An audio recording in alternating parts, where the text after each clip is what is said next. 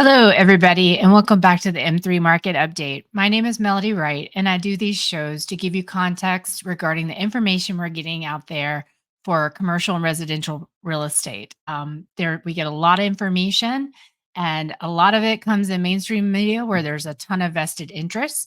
So, what I like to do is, we all have heard that real estate is local, and that's absolutely true. But I try to marry the micro and the macro, giving you that global macro story so that you can understand what might be coming your way. Because during the GFC, we really weren't looking at those macro factors. We were just tracking Case Shiller and the industry economists, and we got it wrong every single time. So, what I try to do here is give you enough information to get an idea of the path of housing because it is often absolutely not captured in mainstream media. So, welcome back. I hope that everyone had a wonderful Memorial Day. You may have missed that while you're away from Memorial Day, the census decided to come and just revise history, 4 years of history for new home sales and the survey of construction, particularly in new home prices. And so, guys, what happened? We just get this tiny little blurb that comes out and says, hey, listen, we've revised back prices to 2020. In fact, we've revised down the peak in 2022 by almost $40,000 or 7%. Some of you who are very close to the space may be reading headlines right now about homes being at all times highs, a 6% increase year over year. Guys, 7% of those price increases have just been erased, as well as so multiple months were revised. And if you look at the net, some months were revised up, some months were revised down, but in total, negative $530,000 in home price corrections. Now, really, the home prices were the only thing that were impacted. When some folks reached out to the census and asked what happened, they said something about price groupings. But guys, you guys have heard me talk about this survey a million times. Why would you let the builders tell you what home prices were when you can get that information from public record? And apparently, back a while ago in this survey, they would actually try to validate that information from the builders, but it was just too hard. Is that perhaps what happened here? Did somehow they get some information, there was a bad actor, or they did look at county record? Well, we don't know. They didn't give us enough information. But what we can say is that history has been revised. I'm just going to give you a little visual from my Substack this past week and what this looks like, and so that you yourself can see visually what these revisions look like. So if you see here, that blue line are the old new home prices, and essentially you can see how they go up, up, up, up, up, and then here are the revised new home prices. Now, if I were looking at this information 20 years from now, I would have no idea or no evidence to understand, why did people think there was this fear of missing out? Why did people think that things were out of control? Connor Sand came out in the media last year in the spring telling everybody to buy a new home, and things went a little crazy.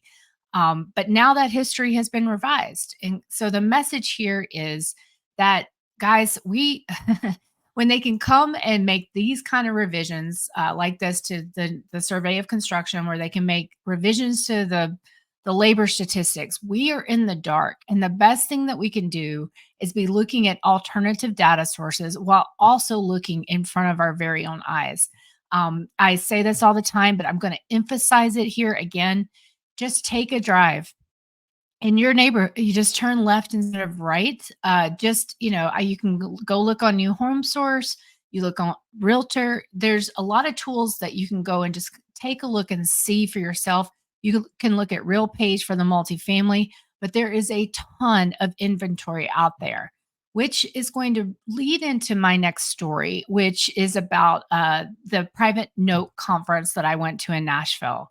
So, just wrapping this part up, survey of construction comes out, 4 years of data revised, and these prices were revised net down. So, what's happening out there? It's hard to say. That's why we have to keep our eyes open and stay frosty. Okay. So I just got back from a conference in Nashville, which is why this is a little bit delayed. But I learned a whole bunch of amazing information. The sponsors and the coordinators of this conference were incredibly generous. So Nate Turner invited me to this conference. I would just want to say thank you so much, Nate. He was so gracious. And when I talk about this space, guys, I'm going to talk about the good and the bad side, the good and bad actors. Pretty much like every industry, there are good and bad actors. And Nathan Turner or Turner has been in the space for some time. Back since the crisis, he really got his feet wet then. But he's the one putting on this conference now. There are over about 200 participants. And what is this about, this Diversified Mortgage Expo? Well, my friends John and Cindy told me all about this private note space because I kept hearing about these notes out there that no one was tracking, that were outside kind of in the shadows. So what could these private notes be? Well, there's a few different there's a few different products or forms that they can take. And so I'll go over a few here quickly. So the private note space, what Nate and John and Cindy, what a lot of those guys do, they actually were on the edge of all these hedge funds that bought, these homes at auction originally back in 2012. But then once that kind of dried up, what Fannie, Freddie, FHA did is they did these things called single family loan sales. And all three of them do it. And this is a way to transfer risk, to transfer non performing loans to private investors. And so the most recent Fannie Mae sale went to Pretium. That's a big actor in the single family rental as well as short term rental space. They were around. I remember buying these single family homes, and I helped work on some of those sales back when I was at non-bank servicers. So sometimes these can be sold to nonprofits, but a lot of these funds are that these are sold to. Actually, they come from they're backed by sovereign wealth funds. This is what I found out after I did thoughtful money. Well, actually, back then it was Wealthion with Adam Taggart, and I got contacted by a lot of these guys trying to figure out how they might be able to get even more notes as this, waiting on the sidelines as these hedge funds get these actual single family loan sales for them to offload them. You can't get a ton of volume. And so when I asked them who was backing them, they would often tell me sovereign wealth funds. I haven't heard from a lot of those guys in some time. But guys, why are private notes important? So one thing, Inman, which is this industry publication for real estate, did a study about pocket listings back in the summer, and they studied. And pocket listings are listings that you cannot find in one of the MLSs or multiple listing site services. And so, when every time I ever asked a realtor about this, they told me, even realtors that thought that things had gotten crazy, they told me they didn't exist. But Inman did a study in Austin, particularly, and three big neighborhoods where there were a ton of transactions during the boom, and found that almost 50% of transactions were pocket listings. Now, what does that have to do with private notes? A lot of times I think these were private transactions as well. So you weren't getting this information through the Mortgage Bankers Association. You weren't getting this information from Fannie and Freddie. Instead, these transactions were happening, and we really had no other way to know about them except for on public record, which we've talked here about how those counties are delayed. And that there's over 3,000 of them. It's very difficult to find this information on public record. And so, what I think is actually happened, guys, is that big real estate, has been losing relevance to technology, social media, and they have gone full court press to convince you otherwise, which is why we probably have this idea that there is an inventory shortage out there. Because if you drive around, you can see all the new construction, but you can also see all the vacant homes. And I'm not talking vacant and abandoned, they look a burned out building. I'm talking about actual second homes and things like that. And so, in reality, what I think has been happening is that as you look at that graph that showed inventory going down, in reality, that probably represents fewer people listing on these multiple listing services sites, as well as perhaps there are just less listings for sale because, you know, honestly, guys, there is so much inventory out there. What One of the things I often get back is, look at the immigration guys. I've seen Colony Ridge. I've seen all the people building these homes. I've also seen all the inventory. There's a ton out there. Okay, so back to private notes. So everyone that I talked to at this conference, talked to directly, they got into this space because they wanted to help borrowers in a way that the GSEs, the government sponsored enterprises, and the agencies just could not. If you remember HAMP, the Home Affordable Modification Program from the last crisis, they thought they were going to help millions and millions of borrowers. That ended up not being true. And so, what these private note folks do is often they're able to give loan modifications that the agencies just can't do, or the banks and non-banks can't do. They can also be more aggressive, like with cash for keys. They can look at the return on investment and say, you know what?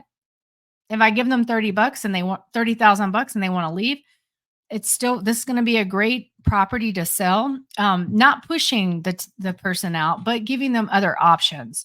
So this is what that private note space was. Well, like I said, it takes different forms. Some of the other forms are something called seller financing. And so seller financing is when and I've read recently a whole bunch of articles where the transaction was seller finance and they sold to someone else, who may not have been able to get a traditional jumbo mortgage for the right terms. Maybe the interest rate was too high. And so the seller themselves financed it and gave the new owner terms. Maybe they had to do their repairs. But there are actors in this space that are actually tracking that information. And believe it or not, last year 28 billion was done in seller financing. 28 billion, guys. That's not chump change when you think about the overall mortgage market, as well as I'm pretty sure these guys, noteinvestor.com, the way they're actually pulling these stats, because I did a quick test, is through the MLS. Well, I think some of these sales are not happening through the MLS. So again, I think that this is actually probably smaller, 28 billion, but this is still a big number. And we're not going to see that in the Mortgage Disclosure Act data. These are private transactions again, but I think this is just a small part of it. But I want to show you something interesting. Firstly, like the institutional investors, we hear all the time that, their overall ownership is only about 1 to 2%, but it matters where where those institutional investors are buying those single family homes. Because if it's one area where there's, like in Fort Worth, there was an article I posted today, that's 26%. That is meaningful to that market. But the other thing that I would like to argue is that the institutionals are one thing, but then you have the mom and pop that have gotten in the retail of this casino that is housing now. And those, honestly, in my opinion, are pretty, not all of them, but could be very risky because they didn't really know what they were signing up for. There were all kinds of YouTube videos on how to do this. And we're still talking about seller financing, which is creative financing. I've heard that it came back, it was big during the SNL crisis.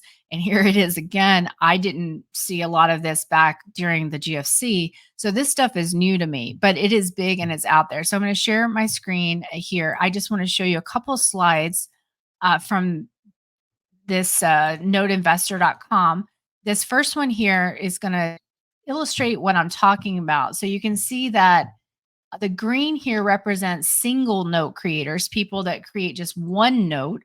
Maybe they're trying to sell their own property. They don't need the money. Maybe they're a boomer who's doing quite well and they've got a friend who wants to buy it. And so they do the financing themselves through an attorney. Those are your single note creators. Or worse, it's someone who thought they could get into this, had no training, no understanding, and went out and did these things. That's your retail investor.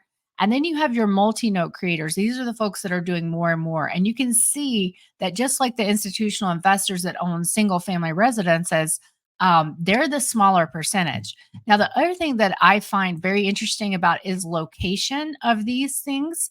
As you can see here in Texas, they're saying 25% of all notes were these seller financing notes. Now, I'm going to dig more into this data, try to validate it as best as I can. But if this is even remotely true, it just, if you think about that Inman study for pocket listings where 50% of a sales in a certain neighborhood were done off MLS, how many of those were actually done with private sales and seller financing? Because the other people that use a seller financing are the short-term rental bros who basically you can get a group of them. They just keep passing these properties, keep deeding them to each other, keep doing fake sales to one another to get additional financing. So these are that's the type of behavior that concerns me just a little bit. Okay, now I want to talk about the most concerning form that this takes, and that's the sub two or the subject two. Now, these private notes are where essentially folks might sign up for something like Property Radar, where they're going to look for the notice of default that's been filed on public record. And from there, they get the radar will give you their address, phone number, email. They will cold call these folks and say, "Hey, listen, I've got a deal for you. I will pay your mortgage. I will even give you your equity. Um, you stay in the house. I'm looking for a cash investor. By the way, I've got one. They'll be here in like a couple of weeks or whatever. This will be a temporary arrangement, and then I'll pay off your loan. And then either you can live here and pay me rent or you can leave." I mean, there's just all kinds of different ways this happens. But the deal is that even if you record that deed on public record, the bank still has your original promissory note with your name on it, and you will be who gets taken to foreclosure. You will be whose credit score gets decimated, not this person that came to you and said, "Hey, I'm going to pay your mortgage." And so these things can be very dangerous. And you can imagine folks that are feeling pretty desperate. They may find themselves in one of these situations and they're going to be very sorry later. So, a huge shout out to Nate Turner, John, and Cindy for all of their help with this. Unbelievably generous to invite me to this conference. And I learned a ton, but I feel like my understanding is just beginning as I got a lot of leads on further research that I can do there.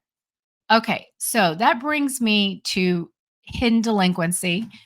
This is something that I recently did a show on with a joint venture I'm doing with two other folks, Real Estate Mindset and Nobody Special. And that's DNN or the Doomers News Network. We're just going to embrace the term because apparently, when you want to talk about facts, math, and data, you are a doomer. So we're just going to make light of it. But I did a show on that channel for our inaugural show where I talked about that I think delinquency is much worse than we probably think. And why do I think that? Because, the Fed or Fred only tracks commercial banks. That's showing very low, about 1.7%, which is where we were in Q3 of 2006. Black Knight says that they have 80% of servicing. They have banks and non-banks. They won't tell you who. But what's interesting is when I went to this private note conference in Nashville, I met a lot of servicers I didn't even know existed that service in this space. So, does Black Knight have as much of the servicing as they say? How do they know that? Do they know about these other servicers? Additionally, when you look at someone like Inside Mortgage Finance, who actually lists delinquency by servicer, you can see there's servicers out there like FCI Lender Services that has over a 30% delinquency. You can look at Specialized Loan Servicing, that's about a 7%. And on the Inside Mortgage Finance schedule, interestingly, there's a footnote at the bottom that talks about there are certain people that participate or servicers that participate in this survey, but they don't want to be listed. And believe it or not, that's four of the largest FHA servicers. So there's a lot that is being hidden from view. So I did that show just to ask questions of everybody like, okay, did you guys realize this? Did you know this? And then, as luck would have it, and I feel kind of lucky, uh, I found this household census pulse survey that asked the question, are you behind in your mortgage? Okay, so Black Knight's out there telling you that delinquency is at an all-time low. Please go out and watch that video. I'll link it here. It'll dive deep into all the different claims and statistics from both Fred and Black Knight. But in reality, they're saying all-time lows. Well, this pulse survey from the census, where they ask households, is painting a different story, and it's accelerating. This is another survey that I haven't had enough time to spend, but I just want to show you because I want you to see this as soon as possible, because it will tell you that we don't have the full story out there. So if you look here at the screen, you can see this number right here. So, question: household currently caught up on mortgage payments? Yes, 92,000. No, I mean, not thousand, sorry, million. No, 6 million. I want you guys to remember that 6 million, 6.2 million say they're not caught up. All right, we're going to go to the Black Knight number. And when I posted this on X Twitter, folks were like, well, but wait a minute. What about the forbearances? Guys, there are so few COVID forbearances left. There are other types of forbearances, but believe me, that population is small, and Black Knight includes them. And so I'm going to just show you that information from Black Knight as well. Give me 1 second here. But remember that 6.2 number. And now I want to show you this schedule. Here we go. Sorry, guys. All right. Now I want you to see here. This is the total from Black Knight. Here's the total non-current here at 1.4 million. So it kind of seems like maybe they have 20% of servicing versus 80%, but I digress. Okay, so guys, I just wanted to introduce some of these data points. And really, this emphasizes that there is so much out there we don't know about. And I know that that can feel overwhelming, but I hope that, through my show, through Doomers News Network, through other shows, you can triangulate and get more information about what's happening in the shadows, as well as what mainstream media wants you to think and why. We are in an election year. People are playing on our emotions. And so it's best if we actually, look for alternate points of data as well as look with our own eyes. And in that vein, I just want to give a huge shout out to Kenny Cat PhD from X Twitter, who showed me all around downtown Nashville. Nashville is was the first city I went to last year, February 23, my very first city. And it was crazy then. And I spent a ton of time looking at all the new builds around the perimeter. But this time we focused on downtown and the multifamily. And guys, I really don't have words. There's no way that this multifamily is going to be occupied. I don't care if you bring a whole country here. And if they do, no one will ever be able to get in and out of that neighborhood. This stuff is just being built on top of each other. I encourage you, just take a drive. Now, when I posted that on X Twitter, I heard that about a lot of cities. I've seen that in a lot of cities. I've seen that in Charlotte, for instance. We've seen the crazy multifamily in Austin and Dallas, but Nashville it's right around that downtown. It's special for ways that you don't want to be special, put it that way. So, again, thank you, Kenny Cap, PhD, for taking me around. But that is what I would encourage everybody to do, to look with your own eyes. If you're going on vacation somewhere, or if there's an area that you're looking, and guys, it's in the existing neighborhoods as well. What you think is a remodel might be a fix and flip. And now also, wherever you are going, be it a new home construction site, an existing neighborhood, multifamily, a condo in Miami, don't get me started there. Go at night, look after dark, see how occupied that area really is, because I think very quickly you're going to see that we've all been subject to one big con. And a lot of that came from the biggest lobbying firm by spend in Washington, D.C. Okay, guys, thank you so much for joining. Thank you for all of your support. I cannot tell you how much it really does mean to me and how much I don't feel like I actually deserve it. But thank you so much. And you can reach me at M3 underscore Melody, Melody, M3 Melody Substack, and M3 Melody YouTube. Again, I couldn't do without you. And thank you again. And look forward to talking to you soon. I hope to get my first guest on in the next 2 weeks. Talk to you soon. Thanks.